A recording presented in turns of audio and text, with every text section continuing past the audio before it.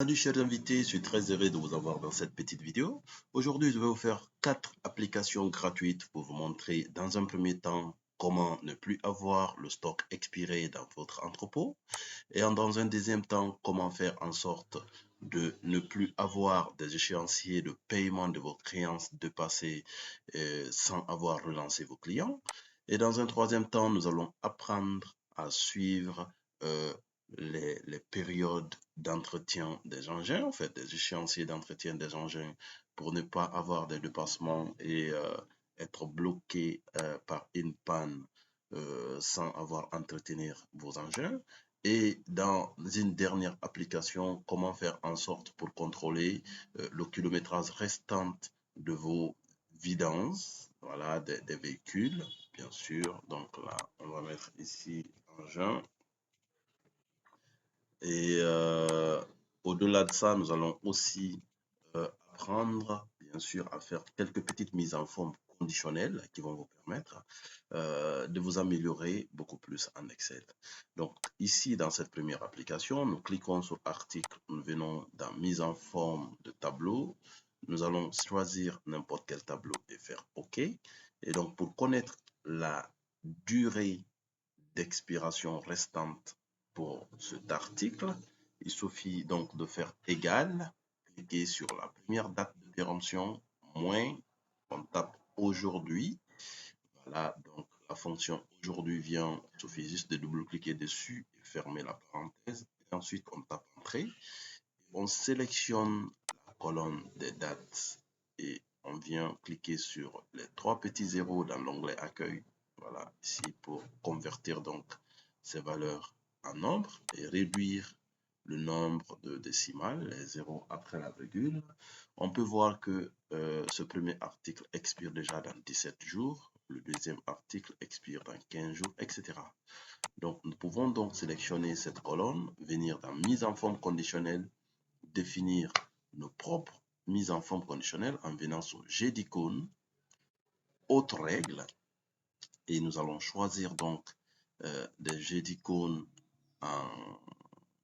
voilà, de ce modèle. Nous allons nous dire OK, donc ici on définit un nombre et là également un nombre pour pouvoir donner des valeurs. Nous allons dire que ces articles sont considérés comme consommables ou distribuables ou vendables lorsque la durée de péremption est au-delà de 3 mois, c'est-à-dire 180 jours. Donc, la couleur verte, si la valeur qui se trouve dans cette colonne est supérieure à 180 jours. Couleur jaune, si c'est entre 180 à 90 jours, c'est-à-dire entre 3 à 6 mois. Et la couleur rouge, c'est lorsque c'est inférieur à 3 mois. Donc, je fais OK. Je peux voir qu'il y a déjà des articles qui ont expiré et d'autres non. Deuxième application, on a des clients et on a des créances à recouvrir. On souhaite connaître le nombre de jours qui restent pour pouvoir les relancer afin qu'ils nous payent. On fait la même chose, on met ce tableau en dynamique et ensuite nous allons calculer ici en mettant égal la date d'échéance de paiement moins aujourd'hui. On ferme la parenthèse, on tape entrée et on sélectionne cette colonne pour mettre donc cette partie en valeur et on réduit. Et cette partie, si nous voulons pouvoir relancer des clients à partir de 10 jours, parce que lui, il reste 17 jours pour qu'il me paye, alors donc je viens dans mise en forme conditionnelle comme tout à l'heure, règle de mise en surveillance, donc je fais ceci. Alors, je dis bon, ok, et quand, voilà, donc je viens, je dis comme autre règle, et je vais choisir rouge, jaune, vert comme couleur. Et je définis ici un nombre toujours pour pouvoir saisir des valeurs. Donc, je vais dire un client n'est pas à recouvrir lorsque sa créance est au-delà de 30 jours. Et je veux déjà commencer à le relancer à partir de 15 jours. Et au-dessous des 15 jours, faites entre 30 et 15 jours déjà que ça commence à me signaler, mais au-dessous des 15 jours que je commence vraiment à le relancer. Alors, donc, je fais OK. On peut voir déjà qu'il y a des clients que je n'ai même pas besoin de relancer pour l'instant et d'autres sont déjà des clients que je dois commencer à regarder et tout ça. Donc, si je réduis par exemple la date ici, je le fais décembre le 25 2023. Donc, le 25 décembre 2023, je me vois en rouge, donc il reste 10 jours et ce client doit être relancé. Troisième application, comment faire pour donc suivre l'entretien général des engins si on en a fixé par exemple des dates auxquelles il faudra envoyer les engins pour faire des entretiens. Alors, je commence par mettre mon tableau en dynamique, je fais OK et je viens donc dans la durée restante en mettant égal la date d'entretien prévu moins la date d'aujourd'hui. Je fais entrer, je choisis là, je clique sur les trois petits zéros et je mets décimal. Donc ça me dit combien de jours il reste pour faire donc l'entretien de ces engins. Ça c'est des immatriculations et des marques et tout ça.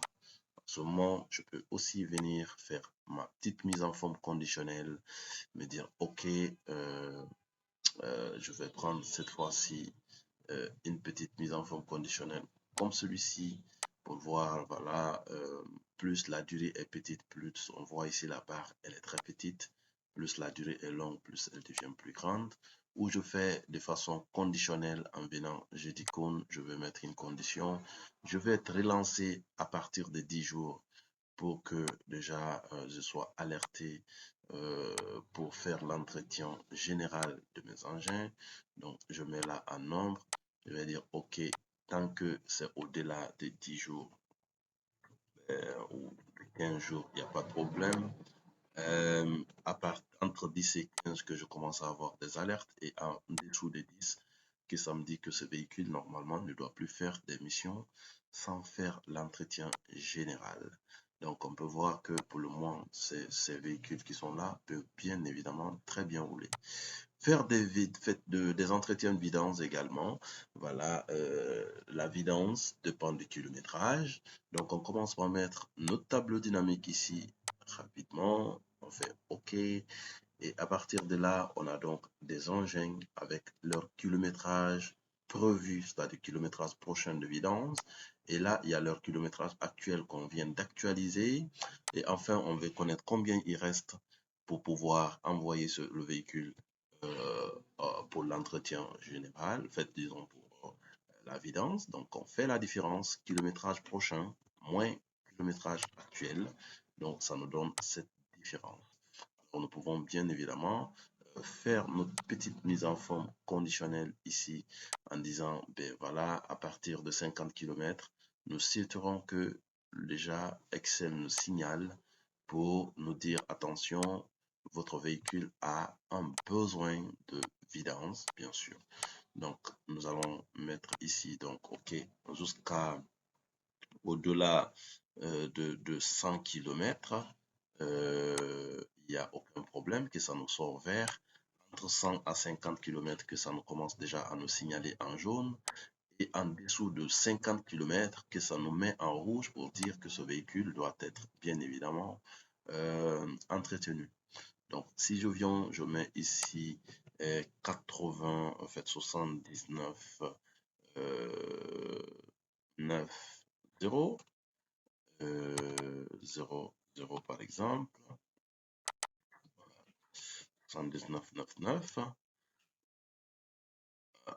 et 80, 87, 9, 9, 9. On peut voir qu'il reste 1 km, bien évidemment, donc c'est bon, c'est correct que ça m'affiche, c'est là. Donc, je fais ici 0, il reste 91 jours. Ça m'affiche zone pour celle. Au-delà de ça, je vous invite donc, si vous voulez perfectionner encore un Excel de plus, vous pouvez développer des bases de données comme ça. Ça, c'est un outil de gestion de stock complet qui vous permet déjà de gérer vos stocks avec des codes VBA, de pouvoir automatiquement générer la facture de vos ventes, d'avoir un tableau de bord de vente, de suivi des ventes, des achats et tout ça, et d'être à mesure de faire des achats de façon automatisée et faire des règlements ici, comme vous le constatez.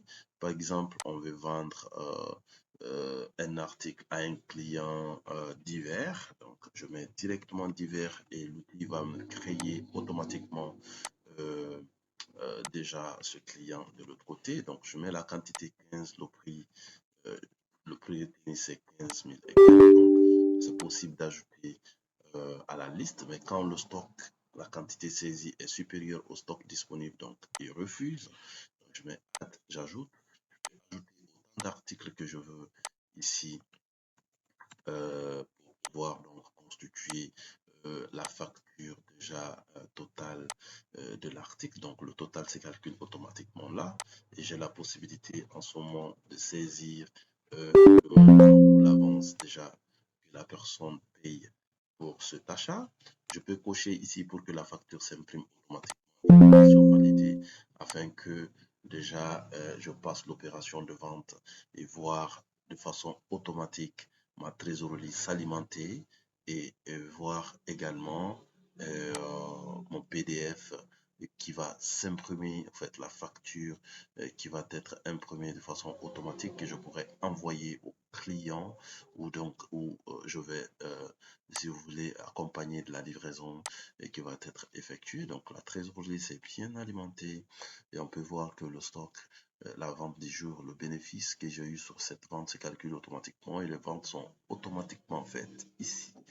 Et on peut voir déjà que en actualisant ici, on a la possibilité de d'aussi voir de l'autre côté ce client divers. Déjà, le montant restant qu'il doit me régler se calcule automatiquement. Donc 30 000 moins 8 500, il reste 21 500. Si toutefois il doit régler, je viens ici, je clique sur règlement et je choisis le client en question, client divers. Donc il va automatiquement me sortir son historique de vente. Voici les articles qu'il a pris, voici le montant qu'il a eu à régler ces jours.